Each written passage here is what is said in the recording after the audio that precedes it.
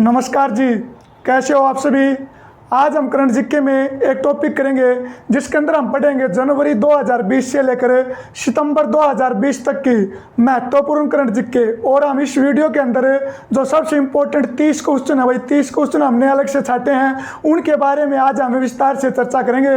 Question सभी important होते हैं, लेकिन आज जो हम क्वेश्चन करेंगे ये वेरी इंपॉर्टेंट है, ये चर्चा में रहे हैं। और कोई भी अगर चीज़ चर्चा में रहती है तो एग्जाम में, आपके एग्जाम में पूछे जाने की उसकी पूरी संभावना होती है भाई। तो वीडियो को आप लास्ट तक देखना, आपके एग्जाम के लिए ये वेरी यूजफुल वीडियो है। चलो वीडियो की शुरुआत करते हैं। और हमारा पहला क्वेश्चन है, पाकिस्तान की पहली महिला लेफ्टिनेंट जनरल बनने का गौरव किसे प्राप्त हुआ है। पाकिस्तान की पहली महिला लेफ्टिनेंट जनरल बनने का गौरव है वो किसे प्राप्त हुआ है भाई। आज तक पाकिस्तान के इतिहास में कोई भी महिला इस पद तक नहीं पहुंची थी, पहली बार एक महिला है जो इस पद तक पहुंची है भाई। और ये पाकिस्तान के इतिहास का एक रिकॉर्ड है। तो कौन सी महिला इस पद तक पहुंचने वाली पाकिस्तान की पहली महिला बनी है भाई, उसका नाम है निगार जौहर। क्या नाम है? निगार जौहर भाई। तो ये पहली महिला बनी, अब इसका नाम याद रख लेना, निगार जौहर। किस सेना की? पाकिस्तान की सेना की भाई। किस देश की सेना की? पाकिस्तान की सेना की। और कुछ दिन पहले कोरोना बीमारी आने से पहले आपने पढ़ा होगा कि पाकिस्तान की जो वायुसेना, पाकिस्तान के अंदर पहला हिंदू पायलट बनने का जो गौरव है वो किसे प्राप्त हुआ था? तो ये हुआ था भाई राहुल देव को। ये दोनों क्वेश्चन इंपॉर्टेंट है, इनको आप देख लेना भाई। पहली महिला लेफ्टिनेंट जनरल कौन बनी? निगार जौहर। और पाकिस्तान का पहला हिंदू पायलट कौन बना? राहुल देव। इंपॉर्टेंट इसलिए है भाई क्योंकि पिछले साल पाकिस्तान की संसद में एक महिला हिंदू सांसद बनी थी, और जिसका जो क्वेश्चन है वो काफ़ी सारे एग्जामों में पूछा गया था भाई। ठीक है भाई, इसलिए भी इंपॉर्टेंट क्वेश्चन है। निगार जौहर और राहुल देव दोनों का आप याद कर लेना। पाकिस्तान के वर्तमान में प्रधानमंत्री कौन है? इमरान खान। प्रधानमंत्री कौन है भाई वर्तमान में? इमरान खान भाई। अगला क्वेश्चन है भाई अपने भारत से संबंधित है और राजस्थान राज्य से। राजस्थान का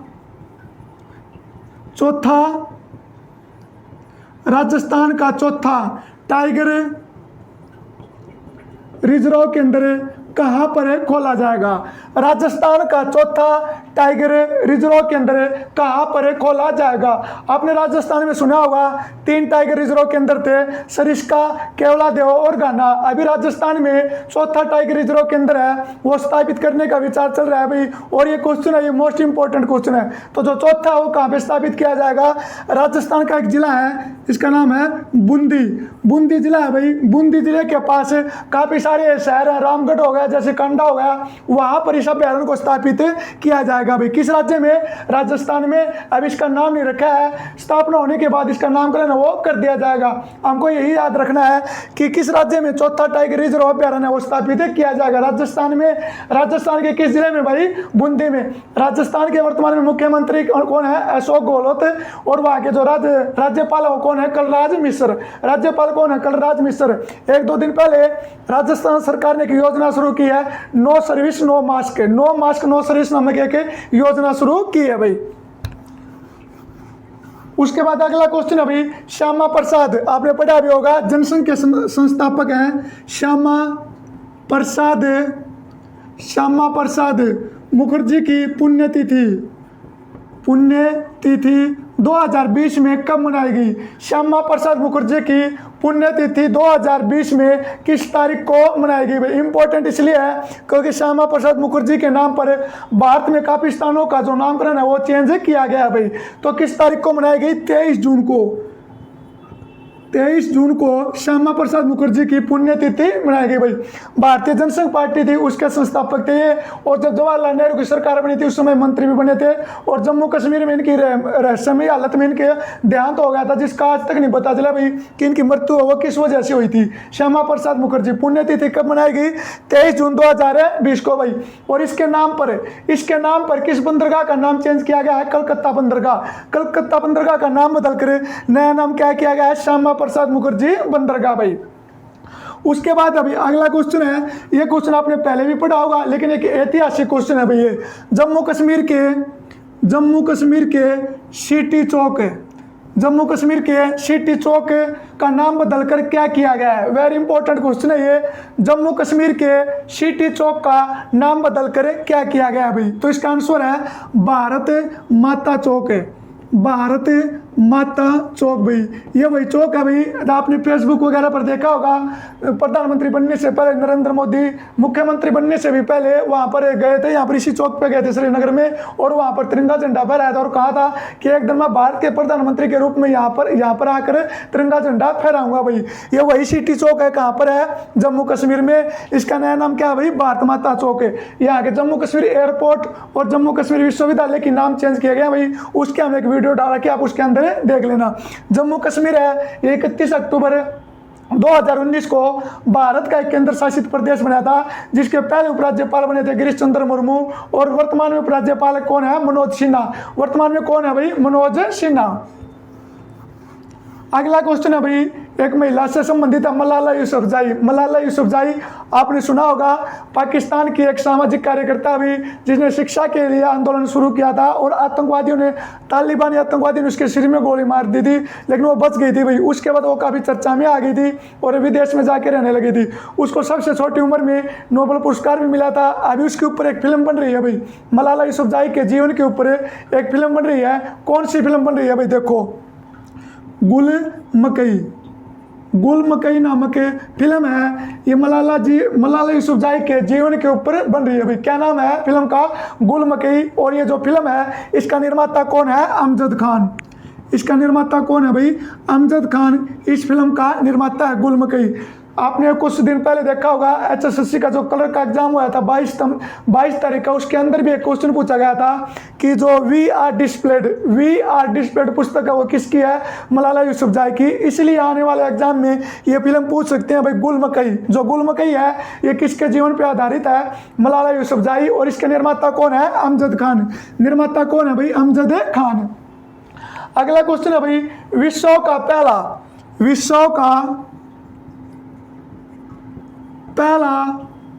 समुद्री कब्रिस्तान, विश्व का पहला समुद्री कब्रिस्तान है, वो कहाँ पर स्थापित किया जा रहा है? विश्व का पहला समुद्री कब्रिस्तान है, कहाँ पर स्थापित किया जा रहा है भाई? तो ये कहाँ पर स्थापित किया जा रहा है? केरल राज्य में। कहाँ पर? केरल में। और केरल का एक जिला है भाई काजीकोड, केरल का एक जिला है काजीकोड, वहीं पर इसकी स्थापना की जा रही है। और ये विश्व का पहला समुद्री कब्रिस्तान होगा भाई। ये वो कब्रिस्तान नहीं है जहाँ पर मरे हुए आदमी को दफनाया जाता है, ये लोगों को जागरूक करने के लिए कब्रिस्तान बनाया गया है। जो हम समुद्र वगैरह, नदी वगैरह के अंदर जो कचरा वगैरह फेंकते हैं, उसको रोकने के लिए, लोगों को जागरूक करने के लिए, और यहाँ पर एक फेस्टिवल का भी आयोजन किया गया था, इसलिए इसको समुद्री कब्रिस्तान नाम दिया गया है भाई। और ये विश्व का पहला समुद्री कब्रिस्तान है कहाँ पे भाई? कोझिकोड। कोझिकोड कहाँ पर है? केरल में। उसके बाद है भाई बीबीसी के सर्वेक्षण में सबसे महान नेता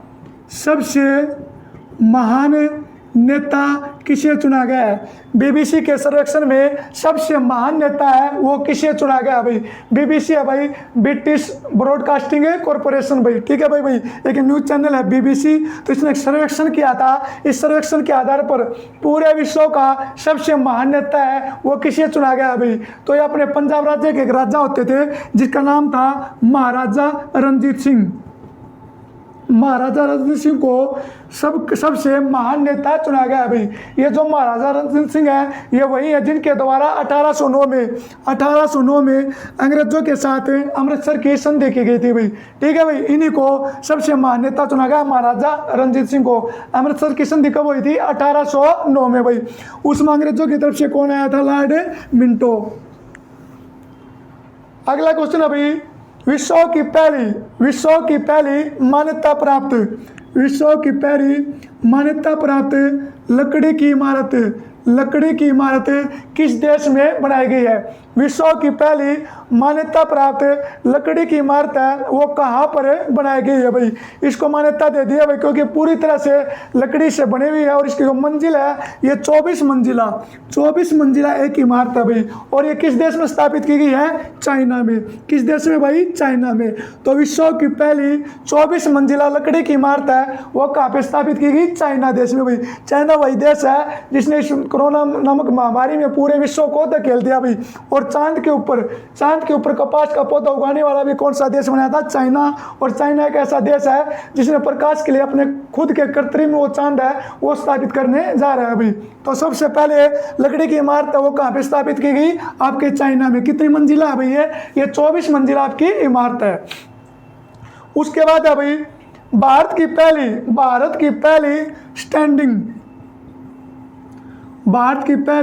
स्टैंडिंग व्हील चेयर कहाँ पर किस आईआईटी के द्वारा बनाई गई है? भारत की पहली स्टैंडिंग व्हील चेयर किस आईआईटी के द्वारा बनाई गई है भाई? ये इस प्रकार की व्हील चेयर है, अगर जो दिव्यांग आदमी है वो खड़ा होगा तो उसके साथ ये चेयर ऑटोमेटिक खड़ी हो जाएगी भाई। बैठेगा तो ऑटोमेटिक वो इस स्थिति में आ जाएगी कि इसके ऊपर वो बैठ सकता है। तो ये किस आईआईटी के द्वारा बनाई गई है भाई? आईआईटी मद्रास के द्वारा इसका निर्माण किया गया है भाई। अगला क्वेश्चन है भाई स्वास्थ्य मित्र भारत के किस राज्य के द्वारा स्वास्थ्य मित्र की नियुक्ति की गई है भाई? भारत के किस राज्य के द्वारा स्वास्थ्य मित्र की नियुक्ति की गई है? एक बहुत ही अच्छी पहल है भाई स्वास्थ्य मित्र। इसका कार्य क्या होगा भाई? जो नशे की बीमारी है, नशे की बीमारी को कम करने के लिए, नशे की लत है उसको छुटाने के लिए ये स्वास्थ्य मित्र की जो नियुक्ति है वो की जा रही है। किस राज्य सरकार के द्वारा? राजस्थान सरकार के द्वारा। कौन सी मित्र भाई? स्वास्थ्य मित्र। कोरोना से इनका कोई लेना देना नहीं है। इनका प्रमुख कार्य है नशे को कम करना, नशे की जो लत है उसको छुड़ाना भाई। और राजस्थान से कुछ दिन पहले हमारे लोकसभा के जो अध्यक्ष माननीय श्री ओम बिरला जी जो कोटा से सांसद हैं उनके द्वारा सुपोषित माह अभियान है वो भी यहीं से शुरू किया गया था। कहां से? राजस्थान से। राजस्थान भारत का वो राज्य है जहां पर सबसे पहले पंचायत प्रणाली लागू की गई थी भाई। अशोक गहलोत यहाँ के वर्तमान में मुख्यमंत्री हैं। अगला क्वेश्चन है भाई भारतीय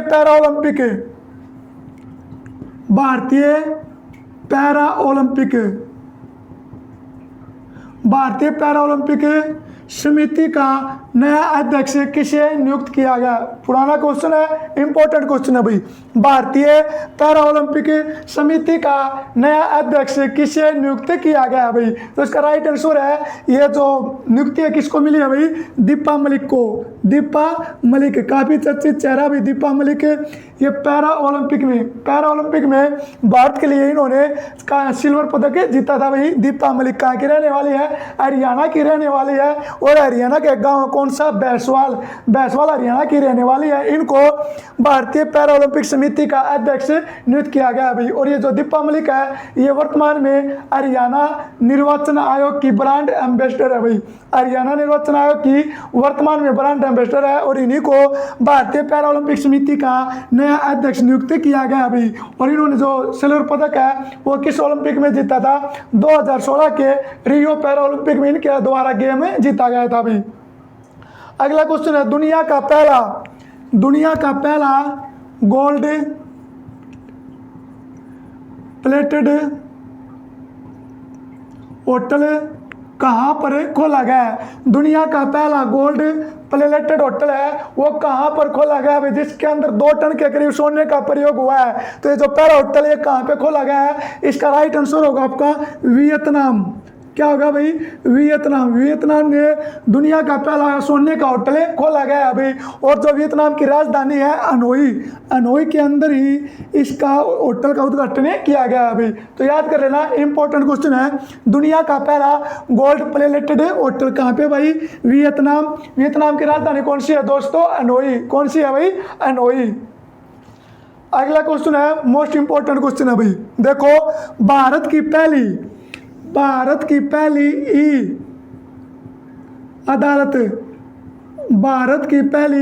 ई अदालत किस राज्य में शुरू की गई? भारत की पहली ई अदालत किस राज्य में शुरू की गई भाई?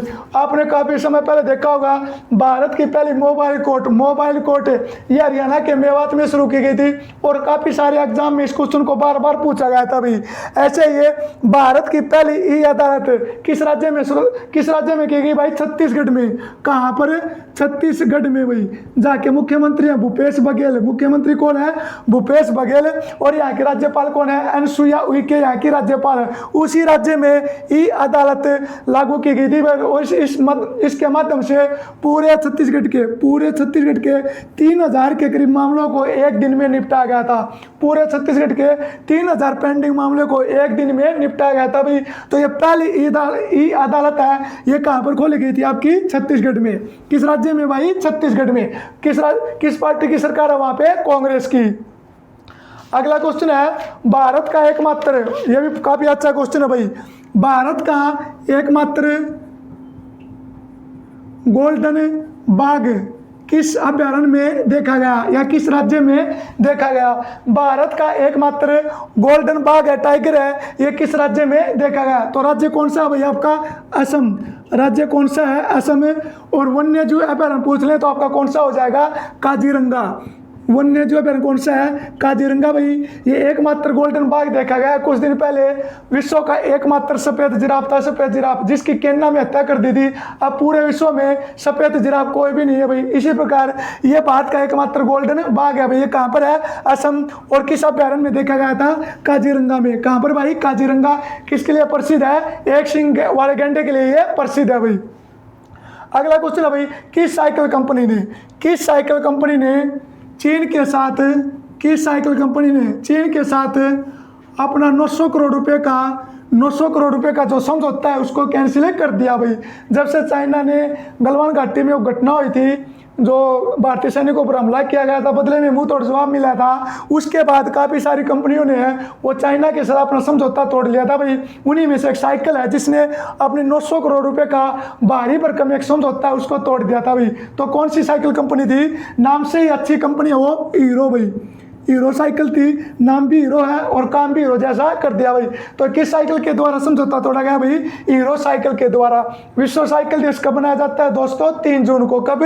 3 जून को विश्व साइकिल दिवस मनाया जाता है। और पहली बार 2018 में इसको बनाया गया था भाई। और 2020 में साइकिल की जो बिजनेस इंडस्ट्री, जिसमें हमारे एक दुख घटना लेकर आए थे कि हमारी जो सबसे बड़ी कंपनी मानी जाती थी एटलस ने अपनी आखिरी फैक्ट्री भी जो गाजियाबाद साहिबाबाद में स्थित थी उसको भी बंद कर दिया था भाई। सोनीपत को पहले बंद कर दिया था और गाजियाबाद की जो लास्ट थी उसको भी बंद कर दिया। अब एटलस के नाम से किसी साइकिल का निर्माण नहीं होता भाई। अगला क्वेश्चन है भाई, क्रिकेट के तीनों फॉर्मेट में शतक बनाने वाली दुनिया की पहली खिलाड़ी कौन बनी है? क्रिकेट के तीनों फॉर्मेट में शतक बनाने वाली दुनिया की जो पहली खिलाड़ी है कौन बनी? आज तक कोई भी ऐसी खिलाड़ी नहीं बनी थी जिसने 50 ओवर, 20 और टेस्ट मैचों में शतक बनाया था। पहली बार इंग्लैंड के खिलाड़ी बनी है भाई, जिसका नाम है हेदर नाइट। क्या नाम है भाई? हेदर नाइट भाई। बहुत अच्छी खिलाड़ी है ये, इंग्लैंड टीम की कप्तान है ये हेदर नाइट है। उनके द्वारा थाईलैंड के खिलाफ T20 में 100 रन बनाने के बाद इस मुकाम को हासिल कर लिया भाई। हेदर नाइट कहाँ की कप्तान है ये? इंग्लैंड क्रिकेट टीम है, महिला टीम है, उसकी है कप्तान है भाई। उसके बाद अभी WHO काफ़ी इंपॉर्टेंट क्वेश्चन है भाई। WHO की सबसे बड़ी फंडर फाउंडेशन कौन सी कंपनी बनी है? WHO की सबसे बड़ी फंडर है वो कौन सा फाउंडेशन बनाया भाई? फंडर का मतलब है सबसे ज़्यादा दान देने वाला। जो अमेरिका के राष्ट्रपति हैं डोनाल्ड ट्रंप, उन्होंने कह दिया था कि हम WHO से अलग हो जाएंगे और हम आगे से जो भी अनुदान देते थे, किसी भी प्रकार का अनुदान WHO को नहीं देंगे भाई। क्योंकि जो WHO है वो सबसे ज़्यादा अमेरिका वो सबसे ज़्यादा WHO को अनुदान देता था भाई। लेकिन अब वहाँ घोषणा होने के बाद अमेरिका की एक कंपनी है वो आगे आई भाई, बोले हम सबसे ज़्यादा जो अनुदान है वो WHO को देंगे। जो फाउंडेशन है उसका क्या नाम है भाई? बिल और मेलिंडा मेलिंडा गेट्स भाई, बिल और मेलिंडा गेट्स। जो बिल है ये अमेरिका के भूतपूर्व में राष्ट्रपति रह चुके हैं भाई, उन्हीं का एक फाउंडेशन है बिल और मेलिंडा गेट्स फाउंडेशन भाई। उन्हीं के द्वारा घोषणा की गई है भाई हम सबसे ज़्यादा जो है वो अनुदान देंगे, लेकिन ये घोषणा नहीं की कितने रुपए का अनुदान देंगे, लेकिन ये क्लियर है कि ये सबसे बड़ा WHO का सबसे बड़ा ये फंड बनेगा भाई। उसके बाद अगला क्वेश्चन है भाई, भारत की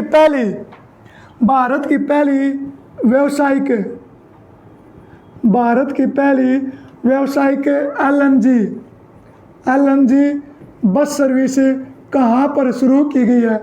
भारत की पहली व्यावसायिक LNG बस सर्विस है वो किस राज्य में शुरू की गई है भाई? तो अपना राज्य कौन सा है? केरल। कौन सा राज्य है? केरल। और केरल राज्य के अंदर कौन सा शहर है भाई? कोचिन। कौन सा है? कोचिन। ये पहली व्यावसायिक LNG बस है भाई। और इस बस के अंदर गैस भरने के बाद लगभग ये 900 किलोमीटर के आसपास है वो दूरी तय करेगी भाई। 900 किलोमीटर के आसपास ये दूरी तय करेगी और इसके अंदर 1% भी प्रदूषण है वो नहीं होगा भाई। ये पहली LNG बस सर्विस है कहाँ पर? कोचीन केरल भाई। कहाँ पे खोलेगी? ये कोचीन केरल। उसके बाद है भाई अगला क्वेश्चन है, क्वेश्चन पुराना है लेकिन इंपॉर्टेंट क्वेश्चन है भाई। तोमान किस देश की नई मुद्रा है? तोमान किस देश की नई मुद्रा है भाई? काफ़ी इंपॉर्टेंट क्वेश्चन है। तो तोमान है किस देश की नई मुद्रा है भाई? ईरान। किस देश की है? ईरान। ईरान देश के द्वारा अपनी मुद्रास्फीति से बचने के लिए अपनी जो करेंसी है वो बदल दी भाई। और ईरान की जो नई मुद्रा है वो कौन सी होगी? तोमान। कौन सी? तोमान भाई, याद रखना। अगला क्वेश्चन है जापान देश का नया प्रधानमंत्री किसे नियुक्त किया गया है? जापान देश का नया प्रधानमंत्री किसे नियुक्त किया गया है? कुछ दिन पहले तक जापान के प्रधानमंत्री शिंजो अबे थे जिन्होंने स्वास्थ्य कारणों से इस्तीफा दे दिया और अभी उन्हीं के विश्वास के आदमी हैं, उनको जापान का नया प्रधानमंत्री नियुक्त किया गया भाई। क्या नाम है? Yoshihide Suga. योशिहिदे सुगा को जापान का नया प्रधानमंत्री नियुक्त किया गया भाई। जापान की जो राजधानी है टोक्यो, उसके अंदर ही 2021 के अंदर पूरे विश्व का जो सबसे बड़ा खेल मेला होता है ओलंपिक, उसका आयोजन किया जाएगा। तो नया प्रधानमंत्री कौन बने? योशिहिदे सुगा भाई। अगला क्वेश्चन एक पुस्तक है जो काफी इंपॉर्टेंट है, बिहाइंड द मास्क पुस्तक है वो किसके द्वारा लिखी गई? किसके द्वारा लिखी गई भाई? कोरोना से संबंधित है ये बिहाइंड द मास्क। और ये किसके द्वारा लिखी गई थी? मोहम्मद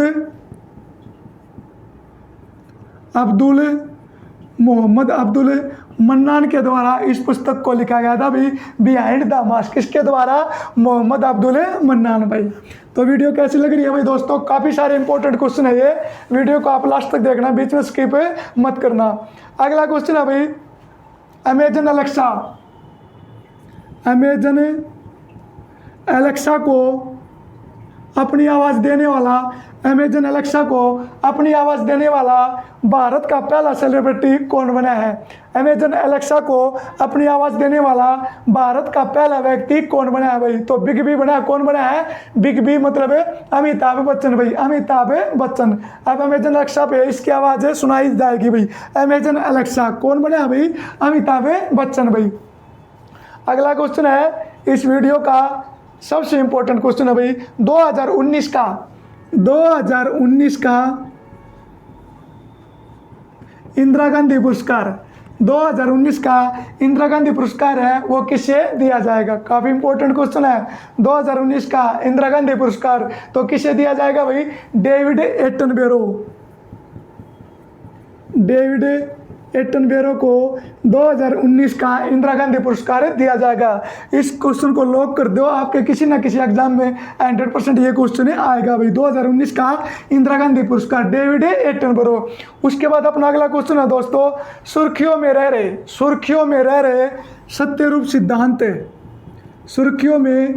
रहे सत्यरूप सिद्धांत का संबंध किस क्षेत्र से है? सत्यरूप सिद्धांत है ये बहुत ज़्यादा सुर्खियों में रहे हैं, तो इसका जो संबंध है किस क्षेत्र से है? हीरो है ये ये एक राजनीतिक है, कलाकार है, या एक पर्वतरोही है? तो इनका संबंध किससे है? लास्ट ऑप्शन देखते ही आपके मन में आ गया होगा, ये क्या है भाई? ये एक पर्वतरोही है। क्या है?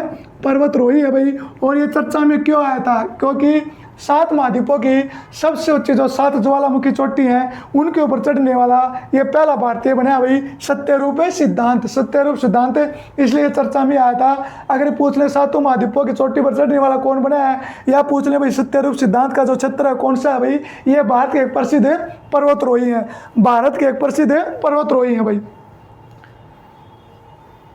अगला क्वेश्चन है भाई, अमेरिका या विश्व में कोरोना वैक्सीन का पहला प्रशिक्षण किस महिला के ऊपर किया गया था? कोरोना वैक्सीन का पहला ट्रायल है वो किस महिला के ऊपर किया गया? पहली बार किस महिला के ऊपर कोरोना का इंजेक्शन है वो लगा कर देखा गया, इसकी जांच पड़ताल की गई।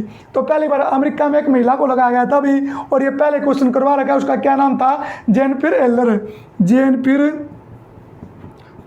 ओलर नामक एक महिला थी भाई, जिसके ऊपर पूरे विश्व में सबसे पहले कोरोना के वैक्सीन का जो ट्रायल है किया गया था। कहाँ किया भाई? ये अमेरिका की रहने वाली है भाई, जेनिफर ओलर। अगला क्वेश्चन है दोस्तों, प्रदीप कुमार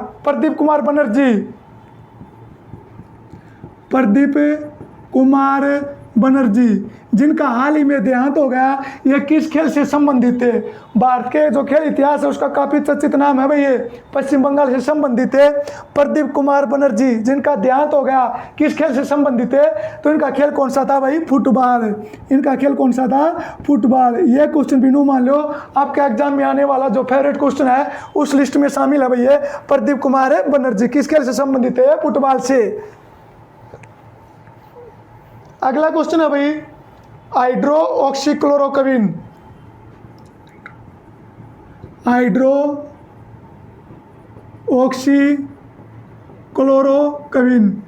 क्लोरोक्विन नामक दवाई का संबंध है वो किस बीमारी से है? काफ़ी चर्चा में रही थी ये। इस दवाई के कारण भारत की पूरे विश्व के अंदर वैल्यू बढ़ गई थी भाई। इसी दवाई के कारण अमेरिका ने ये कहा था भारत मेरा परम मित्र देश है।